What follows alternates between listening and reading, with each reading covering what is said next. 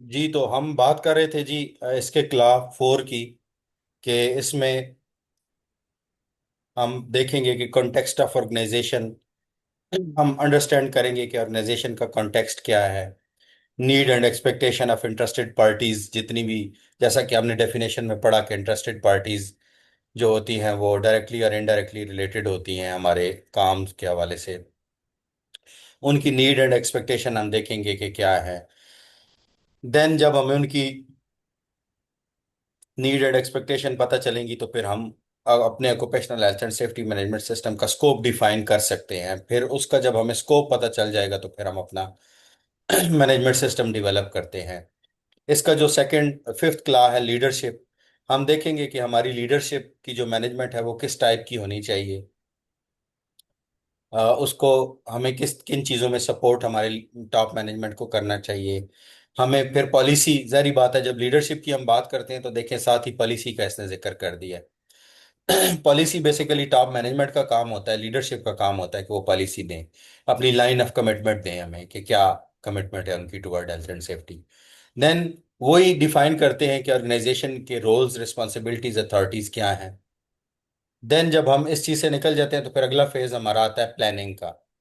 Planning में हम क्या करते हैं कि हम अपने रिस्क एंड अपॉर्चुनिटीज को आइडेंटिफाई करते हैं और उनको देखते हुए अपने ऑब्जेक्टिव सेट करते हैं हम, कि हमें उन्हें कैसे अचीव करना है। जाहिर बात है जब हमने अपने ऑब्जेक्टिव सेटिंग करने हैं तो उन ऑब्जेक्टिव को हमें सपोर्ट चाहिए अचीव करने के लिए। तो ये देखिए सारे इंटर रिलेटेड हैं चीज़ें। यानी सबसे पहले ऑर्गेनाइजेशन का कॉन्टेक्स्ट हमें पता हो, देन फिर हम हमारी लीडरशिप कमिटेड हो टुवर्ड हेल्थ एंड सेफ्टी, फिर उसको अचीव करने के लिए हमने प्लानिंग करनी है। फिर जाहिर बात है जब हमने प्लानिंग करनी है तो हमने जो है उस प्लानिंग को इम्प्लीमेंट करने के लिए हमें कहीं ना कहीं से सपोर्ट तो चाहिए। हम देखेंगे हमारे पास कौन से रिसोर्सेज अवेलेबल हैं, कंपिटेंसी क्या है, अवेयरनेस लोगों की क्या है, कम्युनिकेशन का क्या तरीका है, डॉक्यूमेंटेड इंफॉर्मेशन हमारे पास कौन कौन सी है। तो आपने देखा है कि प्लान के अम्ब्रेला के नीचे ये हमारे चार चार क्लास एग्जिस्ट करते हैं: context of organisation, leadership, planning और सपोर्ट। अभी इसको मैंने वन बाय वन यानी जस्ट एक गो थ्रू में जिक्र किया है डिटेल में। अब हम इसको हर एक क्ला को देखेंगे ताकि आप चीज़ों को समझ सकें।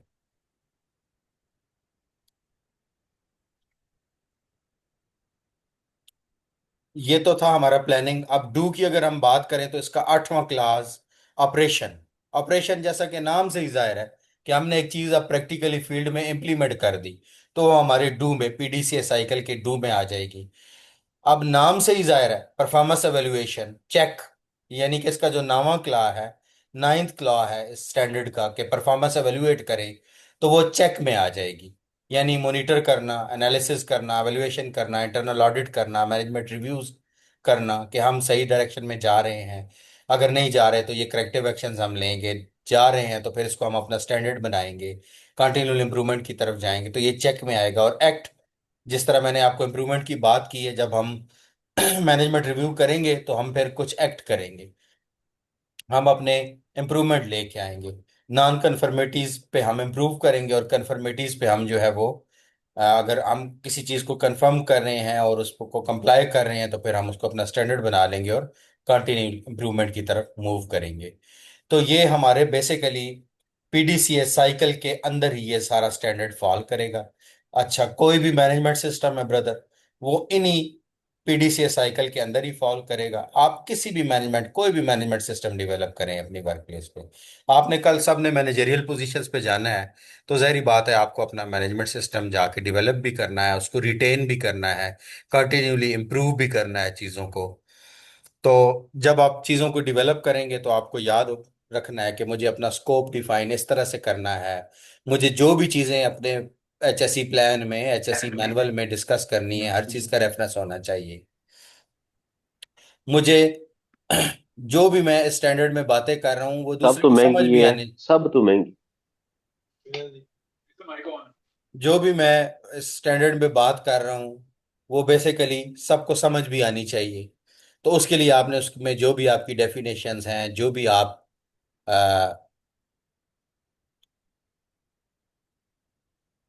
डेफिनेशंस दे रहे हैं, तो वो आप जो भी स्टैंडर्ड में बात करें आप दूसरे को समझा सकते हो।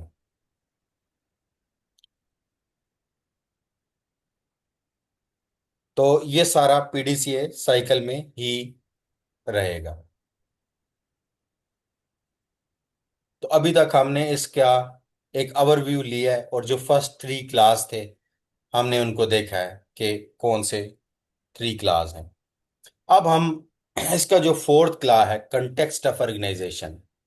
स्टैंडर्ड कहता है कि ऑर्गेनाइजेशन का जो कंटेक्स्ट है वो आपको पता होना चाहिए। यानी कि आपके एक्सटर्नल इश्यूज क्या हैं, आपके इंटरनल इश्यूज क्या हैं, और आप जो काम कर रहे हैं उनसे रिलेटेड है, रेलेवेंट है, और इंटरनेट जो आपका आउटकम है किसी भी occupational health and safety management system का, उस हवाले से जितने भी आपके इंटरनल या एक्सटर्नल इश्यूज हैं।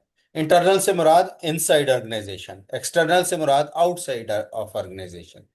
आपके जितने भी इंटरनल एक्सटर्नल इश्यूज हैं किसी भी मैनेजमेंट सिस्टम को, मैं कहता हूं मेरी वर्क प्लेस पे मैं हेल्थ एंड सेफ्टी का सिस्टम कल्चर डेवलप करूं, तो जहरी बात है उस कल्चर को डेवलप करने के लिए मुझे मैनेजमेंट सिस्टम डेवलप करना है। जब मैंने मैनेजमेंट सिस्टम डेवलप करना है तो मैंने अपने, जाहिर बात है मुझे पता होने चाहिए मेरे इंटरनल इश्यूज क्या है, मेरे एक्सटर्नल इश्यूज क्या है। तो that's basically called context of organisation, कि मुझे अपने कंटेक्स्ट को समझना है। मैं ये HSE प्लान बना तो रहा हूँ, लेकिन क्या मैंने इसके कंटेक्स्ट को भी समझा है, मेरे इंटरनल इश्यूज क्या हैं, मेरे एक्सटर्नल इश्यूज क्या हैं, मुझे किन किन मसाइल का सामना है, मेरी मैनेजमेंट कितनी सपोर्टिव है, मेरा बजट कितना है, 10 मिलियन है, 20 मिलियन है सेफ्टी का बजट, मतलब ये मेरे इंटरनल इश्यूज है, मुझे मैनेजमेंट सपोर्ट कितनी है, मुझे रिसोर्सेज कितने हैं मेरे पास, यानी मुझे जितने भी इंटरनल इशू, अच्छा मुझे एक्सटर्नल कितना इश्यूज हो सकते हैं, लेबर ऑफिस कितना एक्टिव है, या दुबई म्यूनिसपैलिटी मुझ पे कितनी असरअंदाज हो रही है, खरामा मुझे आके कितना डिस्टर्ब कर रहा है कतर में, मुझे पब्लिक वर्क्स डिपार्टमेंट कतर का कितना आके डिस्टर्ब कर रहा है। इसी तरह सऊदीया के जो लीगल लॉ हैं, जो कंस्ट्रक्शन कोड्स हैं, वो मुझ पे कितने एप्लीकेबल हो रहे हैं और उन पे कितना चेक एंड बैलेंस है। तो जितने भी एक्सटर्नल इंटरनल इश्यूज होंगे वो मुझे डिफाइन करने हैं। अब जब मैंने कॉन्टेक्स्ट ऑफ ऑर्गेनाइजेशन की बात की, तो देखिए जब भी मुझे इंटरनल एक्सटर्नल इश्यूज पता चलेंगे, तो फॉर एग्जांपल मैं बात करता हूँ मेरे एम्प्लॉइज, इनके अपने इश्यूज हैं, इनके हेल्थ इश्यूज हो सकते हैं। अब मेरे पास सीमेंट है तो डस्ट यहाँ का एक जेनेरिक हैजर्ड है, तो हर बंदे को हेल्थ का इशू हो सकता है। तो मेरा एम्प्लाई जो है उसको हेल्थ हैजर्ड यहाँ पे है, तो ये यहाँ का इंटरनल इश्यूज है। जब ये बाहर जाते हैं तो यहाँ पे जी फॉर एग्जांपल टेररिज्म हो रही है, तो बाहर इनको सिक्योरिटी थ्रेट है, तो ये इनके एक्सटर्नल इश्यूज है। तो अब जाहिर बात है जब मुझे इंटरनल एक्सटर्नल इश्यूज पता चल जाएंगे तो मुझे फिर उन इंटरनल और एक्सटर्नल इश्यूज से नीड्स और एक्सपेक्टेशंस आइडेंटिफाई करनी है। स्टैंडर्ड कहता है कि भाई जब आप इंटरनल एक्सटर्नल इश्यूज अपने आइडेंटिफाई कर लें, आपको पता चल जाए, तो फिर आप उनकी नीड्स चेक करें हमसे क्या है। मेरा एम्प्लाई चाहता है मैं यहाँ पे आऊँ, तो ऑर्गेनाइजेशन चाहती है, अगर ऑर्गेनाइजेशन की क्वार्ट सीमेंट की एक्सपेक्टेशन है प्रोडक्शन, एम्प्लाई की एक्सपेक्टेशन है कि जी भाई एक सेफली प्रोडक्ट एग्जीक्यूट हो, मैं मरूं नहीं प्रोडक्ट बनाते हुए, मैं जख्मी ना हूं। तो ये हमारी नीड्स एंड एक्सपेक्टेशंस होती हैं। The organization shall determine the interested parties in addition to worker that are relevant to occupational health and safety. Occupational health and safety management system से रिलेटेड जो हमारी इंटरेस्टेड पार्टीज हैं वो हमने identify कर ली। फिर उन पार्टीज की नीड्स और एक्सपेक्टेशन रिक्वायरमेंट्स क्या है हमसे, उन इंटरेस्टेड पार्टीज की, वो भी हमें आइडेंटिफाई करनी है। Which of these needs are expectation become legal requirement.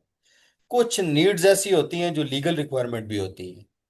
यानी जिस तरह मैंने आपसे जिक्र किया है कि मेरे पास सीमेंट है, सीमेंट में डस्ट एक जेनेरिक हैजर्ड है। अब यहाँ पे हेल्थ को मेंटेन रखना एम्प्लॉय की, ये हमारी लीगल रिक्वायरमेंट भी है। यानी मुझे फैक्ट्री एक्ट बाउंड करता है कि मैं अपने एम्प्लॉय की हेल्थ सर्वेलेंस कराऊं और इनका बाय एनुअली टेस्ट कराऊं साल में।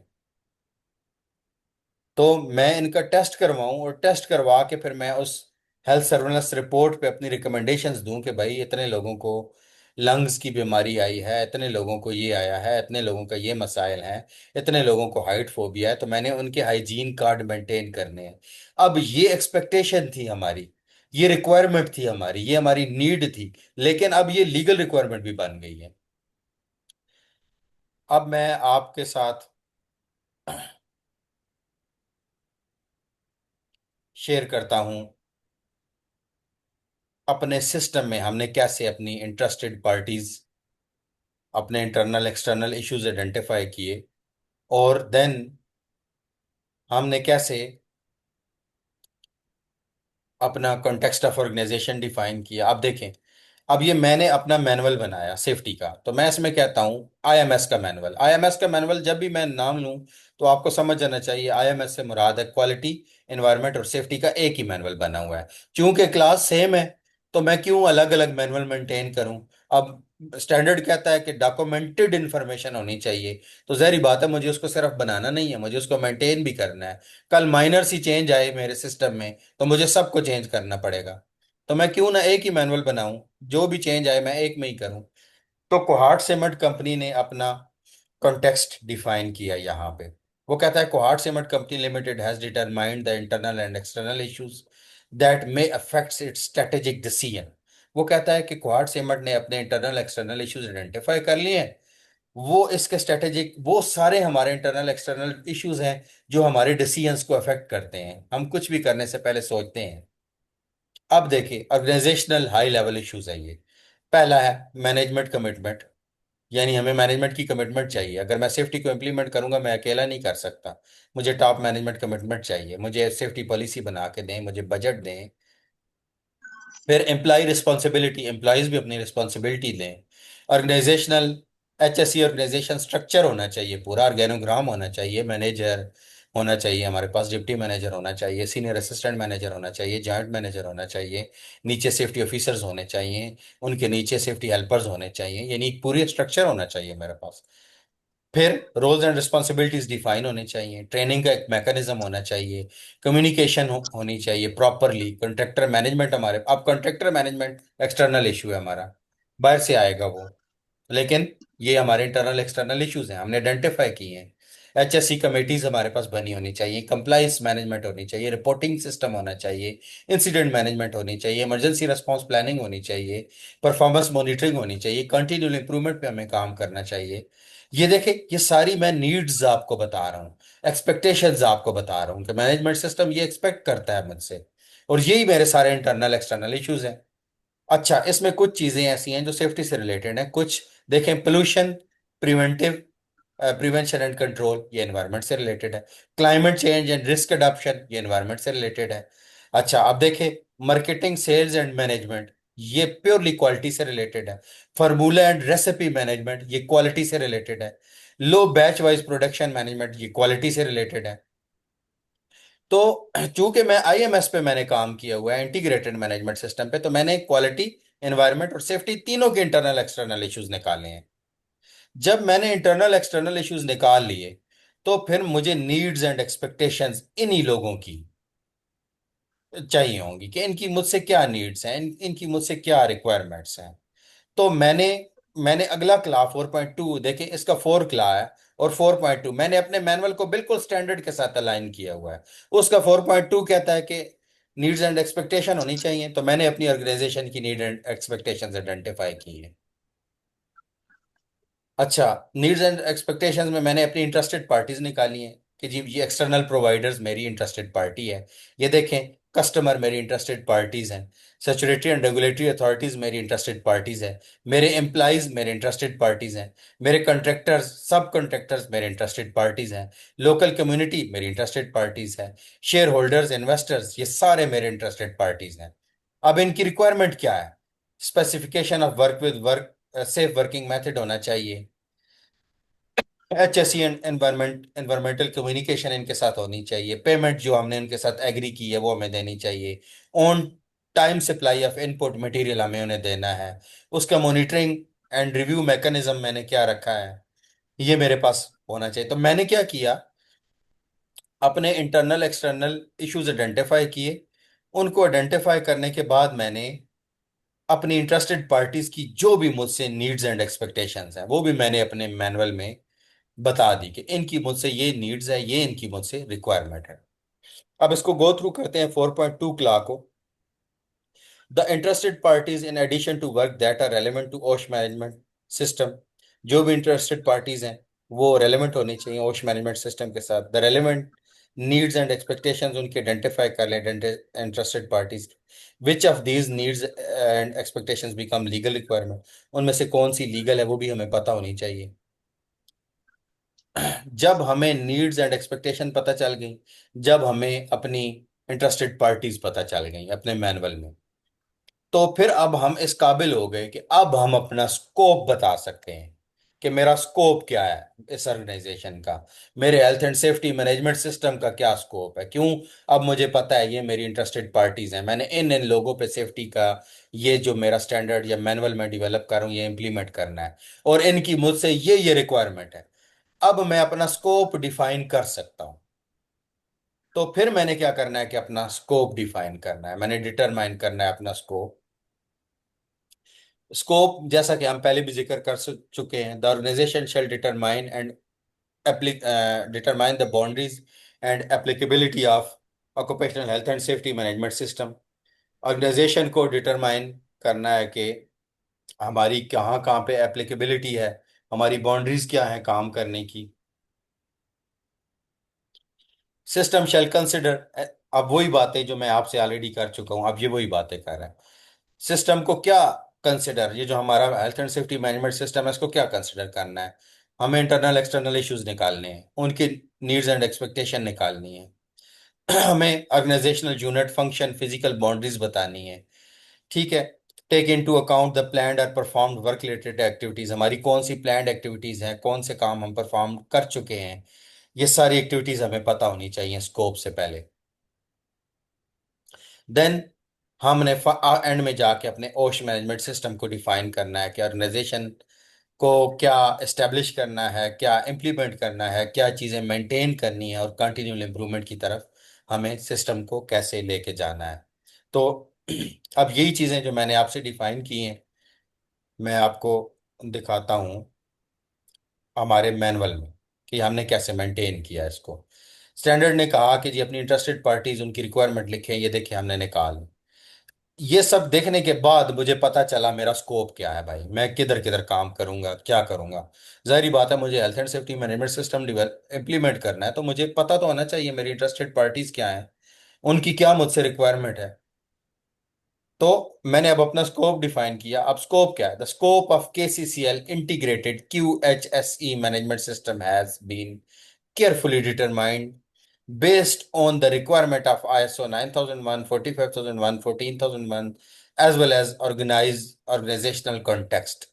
इसने देखे ऑर्गेनाइजेशनल कॉन्टेक्स्ट बोला ना इधर, अगर आप सबको नजर आ रहा है तो देखिए इसने आगे रेफरेंस दिया है। स्टैंडर्ड भी कहता है हम जो बात करेंगे हम रेफरेंस के साथ करेंगे। देखिए इसने कहा क्लास 4.1 एंड 4.2 से मैं ये बात कर रहा हूं। अब वो कहता है operations are directed from head office. अब ये अपना स्कोप बता रहा है कि हमारे ऑपरेशन जो है वो हमें हेड ऑफिस से डायरेक्ट किए जाते हैं लाहौर से। However the geographical boundaries of operation scope cover the plant location eight Pindi road Kohat.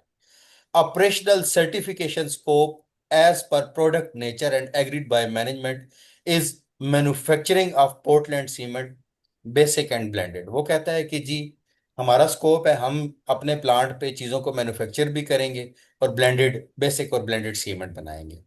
अच्छा, जब भी आपको आके ऑडिटर ऑडिट करेगा, याद रखें वो आपसे आके आपका स्कोप पूछेगा। तो आपने अपना जो भी आप ऑयल एंड गैस में काम कर रहे हैं, आप कंस्ट्रक्शन में काम कर रहे हैं, आप सीमेंट सेक्टर में काम कर रहे हैं, तो आपको पता होना चाहिए यार ये 4 ब्रिज बनाना मेरा, 2 अंडरपास बनाना ये मेरा स्कोप ऑफ वर्क है, मेरा ये है। और मुझे डायरेक्ट किया जा रहा है बेसिकली तुर्की से। तुर्की में हमारा हेड ऑफिस है, लेकिन साइट बेस्ड जो एक्टिविटीज हैं वो डायरेक्टेड है कतर में, रसलफान में हमारा ऑफिस है, वहां से हमें। तो ये आपका स्कोप हो जाए। अब ये कुछ चीजें, अब देखें ये अब आ गया इंटीग्रेटेड मैनेजमेंट सिस्टम और उसके प्रोसेस पे। यानी कि अब आपने जब स्कोप डिफाइन कर दिया तो अब आप इंटीग्रेटेड मैनेजमेंट सिस्टम के हवाले से अपने अपना जब भी आप मैनुअल बनाएंगे तो आप अपना एक कंप्लीट, मोहम्मद वकास यार म्यूट कर दें।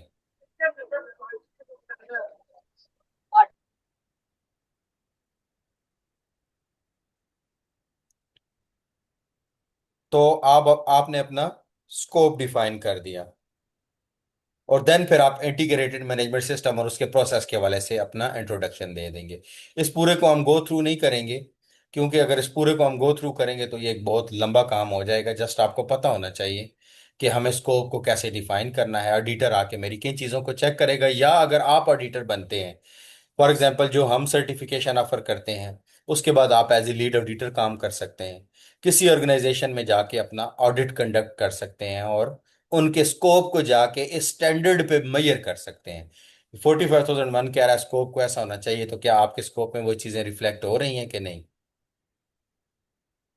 तो ये आपका स्कोप हो जाएगा। अभी कंटेक्स्ट ऑफ ऑर्गेनाइजेशन से हम निकलते हैं और अब हम आते हैं इसके फिफ्थ लॉ की तरफ, जो कि है लीडरशिप। लीडरशिप हमें आज हम बेसिकली लीडरशिप को कवर करेंगे, बाकी इंशाल्लाह कल हम देखेंगे चीज़ों को। लीडरशिप स्टैंडर्ड हमें कहता है कि यार अगर आप मैनेजमेंट सिस्टम डेवलप कर रहे हैं तो आपकी लीडरशिप जो है वो आपके साथ अलाइंड होनी चाहिए, और लीडरशिप को कैसा होना चाहिए वो स्टैंडर्ड बताएगा। अब जब आपकी कंपनी, फॉर एग्जांपल आप किसी कंपनी में काम कर रहे हैं और वो आपको कहती है भाई मुझे तो 45,001 का सर्टिफिकेट चाहिए, तो आप कहेंगे ठीक है, मैं सर्टिफिकेट आपको मैं मैनुअल बनाता हूँ, लेकिन उसमें लीडरशिप की कमिटमेंट भी चाहिए। ऑडिटर आके वैसे ही सर्टिफिकेट नहीं दे देगा, वो लीडरशिप के हवाले से चीजें चेक करेगा। वो मुझसे पूछेगा भाई तुम्हारी लीडरशिप किस हद तक कमिटेड है, और वो सिर्फ पूछेगा नहीं, वो डॉक्यूमेंटेड इंफॉर्मेशन मुझसे मांगेगा। शुरू में हमने डेफिनेशंस में जिक्र किया है कि डॉक्यूमेंटेड इंफॉर्मेशन, तो वो हर चीज की मुझसे डॉक्यूमेंटेड इंफॉर्मेशन मांगेगा। वो फॉर एग्जांपल मुझे कहेगा भाई आपकी मैनेजमेंट कमिटेड है, तो मैं कहूंगा जी कमिटेड है। वो कहेगा दिखाओ, तो मैं अपनी पॉलिसी निकाल के दिखाऊंगा, उस पे मेरे सीईओ के, मेरे जनरल मैनेजर के साइन होने चाहिए। वो पॉलिसी उसे कंफर्म करेगी वाकई यार लीडरशिप कमिटेड है। अच्छा, आप प्रोक्योरमेंट कर रहे हैं सेफ्टी की चीजें खरीद रहे हैं, जी खरीद रहे हैं। अच्छा, अपना बजट दिखाएं मुझे, आपका कितना बजट अप्रूव हुआ है। अब ये सारी लीडरशिप जो है, बेसिकली मेरा मुझे 20 मिलियन 25 मिलियन, फॉर एग्जांपल क्वार्ट सीमेंट की बात करूं, तो 20-25 मिलियन ये बजट देते हैं मुझे साल का, सेफ्टी के पे खर्च करो ये। तो आप 20-25 मिलियन जब बजट दे रहे हैं तो इसका मतलब है मैनेजमेंट कमिटेड है, लीडरशिप कमिटेड है।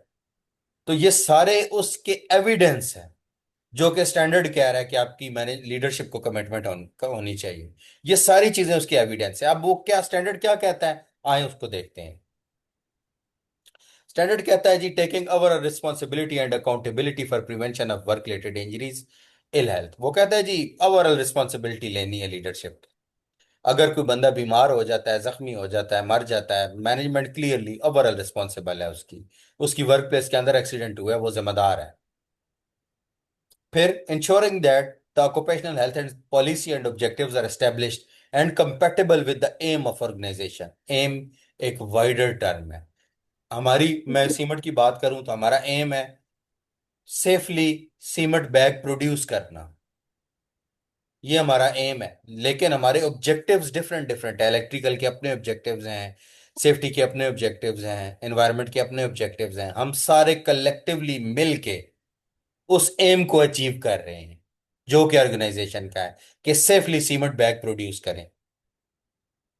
अब वो safely in term of environment भी है, हम एनवायरनमेंट को भी प्रोटेक्ट करें, हम एक्सीडेंट भी ना होने दें, हम प्रॉपर्टी डैमेज भी ना होने दें।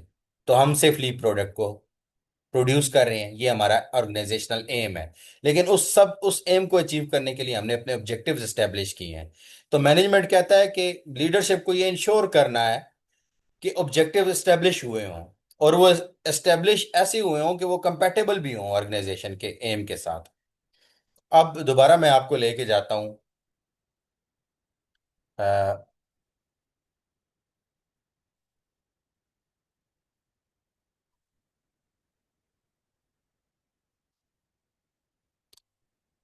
शेयरिंग की तरफ।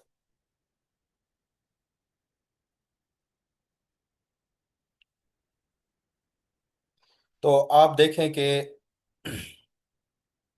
ये की केपीआईज की परफॉर्मेंस इंडिकेटर्स पड़े हुए हैं। ये देखें, ये केसीसीएल एचएससी ऑब्जेक्टिव्स हैं। अब एचएससी ऑब्जेक्टिव, अब हमने अपना मैनेजमेंट सिस्टम लाना है, तो मुझे आके ऑडिटर कहेगा भाई अपने ऑब्जेक्टिव दिखाओ, मैनेजमेंट किधर तुम्हारी कमिटेड है? आपने ऑब्जेक्टिव एस्टेब्लिश किए हैं आपने। तो ये अब स्टैंडर्ड का क्ला है, अगर मैं क्ला के साथ मीट नहीं करूंगा तो मुझे मेरी कंपनी को सर्टिफाई नहीं करेगा। तो मैंने अपने देखे ऑब्जेक्टिव एस्टेब्लिश किए कोआर्ट से मट के। मैं कहता हूँ जी एटलीस्ट 2 ट्रेनिंग्स रिक्वायर्ड हैं हर हर वर्कर के लिए सेफ्टी की। फर्स्ट वायलेशन पे उसके अप्रेजल में से मैं 1 नंबर काटूंगा अगर सेफ्टी की वायलेशन होगी। सेकंड वायलेशन पे मैं 1.5 नंबर काट लूंगा। थर्ड वायलेशन पे मैं 2 नंबर काट लूंगा। उसके एरिया की हाउसकीपिंग के मैंने 2 नंबर रखे हैं। अगर परमिट की कंप्लायंस है तो मैं 1 नंबर दे दूंगा, अगर नॉन कंप्लायंस मुझे मिल जाती है एरिया में तो मैं उसके अप्रेजल में से 1 नंबर काट दूंगा।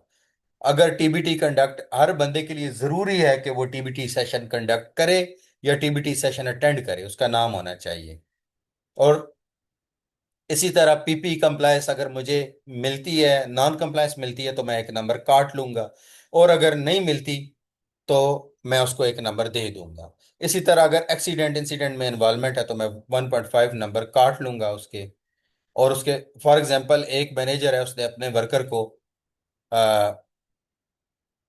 100 नंबर दिए हैं और मेरे पास 15 नंबर है, मैं उसके 15 नंबर काट देता हूँ तो 15 नंबर से तो मैं उसको उसका ग्रेड सारा डिस्टर्ब हो जाएगा, उसका फाइनल अप्रेजल नहीं लगेगा। तो मैंने उसके ऑब्जेक्टिव्स डिजाइन किए हैं। ये सारे उसके ऑब्जेक्टिव्स हैं, सबको मैंने एक्सप्लेन किया है। अब देखें ये सिर्फ ऑब्जेक्टिव्स मैंने बनाए नहीं है, ये मैंने प्रिपेयर किए, मेरे असिस्टेंट मैनेजर ने प्रिपेयर किए, मैंने रिव्यू किए और ये मेरे जनरल मैनेजर ने अप्रूव कर दिए। तो अब देखें लीडरशिप सर्टिफिकेट कमिटेड पे स्लाइड है। शो नहीं हो रही। लीडरशिप स्लाइड कमिटेड शो है। नहीं हो लीडरशिप कमिटेड है, यानी लीडरशिप चाहती है कि ऑब्जेक्टिव्स ऐसे डेवलप किए जाएं कि health and safety management system को हम इंप्लीमेंट कर दें। अब लीडरशिप के जो फर्दर क्लास हैं उनको हम वन बाय वन देखते हैं। वो कहता है कि जी ensuring the integration of occupational health and safety management system requirements in the organisational process. ऐसे इंटीग्रेशन होनी चाहिए आपके मैनेजमेंट सिस्टम की जो कि आपके ऑर्गेनाइजेशनल प्रोसेस के साथ मिले। ऐसा ना हो कि आप बातें कर रहे हो आसमानों की और आपकी ऑर्गेनाइजेशन हो अ, मतलब बिल्कुल लो लेवल पे। तो आपने अपने ऑर्गेनाइजेशनल प्रोसेस को भी देखना है भाई। अगर मैं सीमेंट इंडस्ट्री का बंदा हूं तो मुझे सीमेंट इंडस्ट्री से रिलेटेड चीजें लानी है।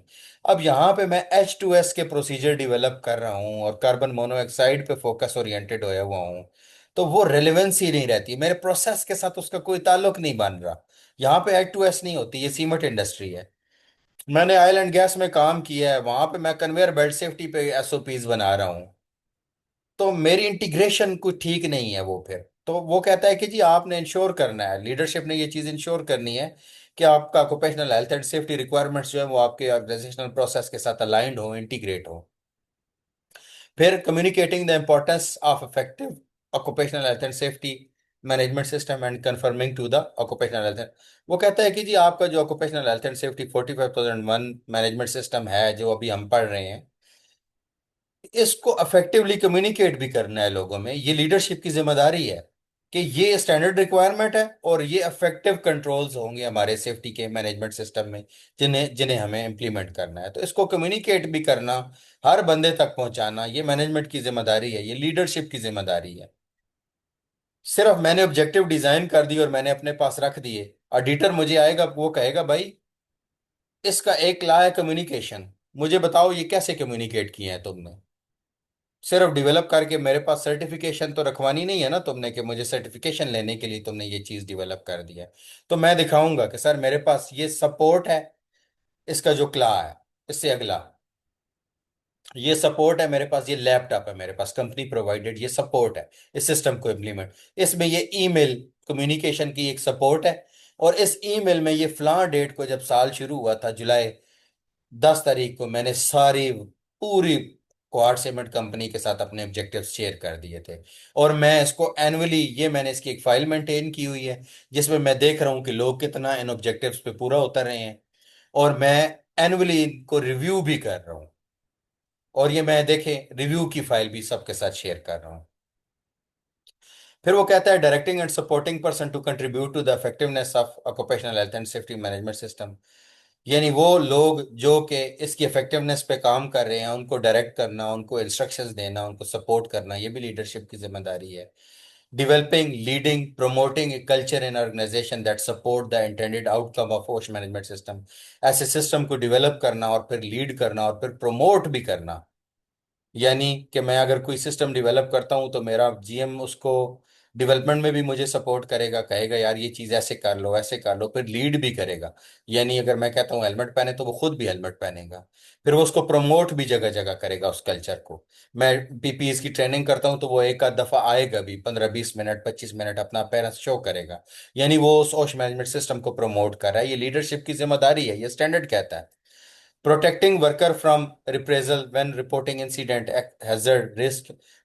ऑर्गेनाइजेशंस में समटाइम ऐसे होता है कि लोगों को सजा दी जाती है कि आपने इंसिडेंट क्यों रिपोर्ट किया, हैजर्ड क्यों रिपोर्ट किया। तो ये लीडरशिप की जिम्मेदारी है कि उनको प्रोटेक्ट करे। हमारे लीडरशिप का ये काम है कि वो अपने मैनेजर्स को बड़ी क्लियर इंस्ट्रक्शंस दे कि भाई हैजर्ड रिपोर्ट करना, नियर मिस रिपोर्ट करना ये अच्छी बात है, ये बुरी बात नहीं, आप किसी को सजा नहीं देंगे इस चीज पे। लीडरशिप में occupational health and safety policy की ही बात करता है। यानी लीडरशिप का काम है कि पॉलिसी भी डेवलप करें। Top management shall establish occupational policy. Top management को occupational health and safety policy develop करनी है। Provide a safe and healthy working condition. उस पॉलिसी में ये बड़ा क्लियर होना चाहिए कि हम वर्कर को सेफ हेल्दी जो है वो वर्क कंडीशन देंगे जहाँ पे इल हेल्थ नहीं होगी। एक ऐसा फ्रेमवर्क देंगे, हम इस पॉलिसी में जिक्र करेंगे कि हम अपने एचएससी ऑब्जेक्टिव्स डेवलप करेंगे। अब हम इसी पॉलिसी में कमिटमेंट करेंगे कि भाई हम लीगल रिक्वायरमेंट को भी फुलफिल करेंगे। हम इसी पॉलिसी में कहेंगे हम अपने हैजर्ड को, रिस्क को रिड्यूस करेंगे। और हम इसी पॉलिसी में कंटिन्यूल इम्प्रूवमेंट की भी बात करेंगे। अब आपकी पॉलिसी बनी हुई है एक लाइन की और उसमें लिखा हुआ है we will protect the worker from any ill health and work related injuries. और आप ऑडिटर को दिखाते हैं, ऑडिटर कहेगा भाई इसमें लीगल रिक्वायरमेंट की कमिटमेंट कहाँ पे है, इसमें है आपके ऑब्जेक्टिव सेटिंग का फ्रेमवर्क जो देना है, स्टैंडर्ड तो कहता है वो किधर है। अच्छा इसमें कंटिन्यूल इंप्रूवमेंट का आपने जिक्र नहीं किया तो आपकी पॉलिसी सही नहीं है भाई। मैं आपको एनसी दे रहा हूँ, नॉन कंफर्मिटी दे रहा हूँ, आप स्टैंडर्ड की कंप्लायंस के साथ नहीं मिल रहे, मैच नहीं कर रहे हैं, तो आप इसको पहले ठीक करें तब मैं आपको सर्टिफिकेट दूंगा। तो आपकी पॉलिसी में ये सारी चीजें नजर आनी चाहिए लीडरशिप के हवाले से, जो ये बता रहा है कि इसमें ओश ऑब्जेक्टिव्स होने चाहिए, लीगल रिक्वायरमेंट की कमिटमेंट शो होनी चाहिए, हैजर्ड एलिमिनेशन का आपने जिक्र करना है, कंटिन्यूल इंप्रूवमेंट का आपने जिक्र करना है अपनी पॉलिसी में। अगर मैं अपनी क्वाड सीमेंट की आपको पॉलिसी दिखाऊं तो उसमें ये सारी चीजें हमने जिक्र किया हुआ है, ताकि ऑडिटर आए और कल हमारी पॉलिसी देखे और वो उसमें ये चीजें सारी रिफ्लेक्ट हों, उसे नजर आए। अगर उसे नजर नहीं आएंगी या कल कहीं आप ऑडिटर बन के जाते हैं ऑडिट करने, तो जब आप ऑडिट करने जाएंगे तो आपने ये चीजें देखनी है जाके। अच्छा, फिर पॉलिसी के हवाले से लीडरशिप की क्या जिम्मेदारी है। वो कहता है include a commitment to consultation and participation of worker where they exist workers representatives. वो कहता है कि जी वर्कर के साथ कंसल्टेशन एंड पार्टिसिपेशन भी हमें इंश्योर करनी है, ये लीडरशिप की जिम्मेदारी है। यानी हम पॉलिसी बना रहे हैं तो ऐसा नहीं है कि वो खुद से ही बस बना दी, सारे वर्कर्स को लूप में लेना है कि भाई हम ये कमिटमेंट कर रहे हैं, हम ये ऑब्जेक्टिव्स अपने सेटिंग कर रहे हैं, ये हम लीगल रिक्वायरमेंट है हमारी, ये हमारी कमिटमेंट है। तो हमने सारे पॉलिसी को अपने वर्कर के साथ उनकी कंसल्टेशन करनी है, उनकी पार्टिसिपेशन। हम अब मेरा ऑडिटर आता है और मुझे कहता है भाई आपने अपनी पॉलिसी बनाते हुए कैसे कंसल्टेशन की है वर्कर के साथ, कैसे पार्टिसिपेशन को इंश्योर किया है। तो मैं कहूंगा कि जी हमने एक मीटिंग की थी, ये उस मीटिंग की अटेंडेंस शीट है जिसमें हमने अपनी पॉलिसी को डिस्कस किया था।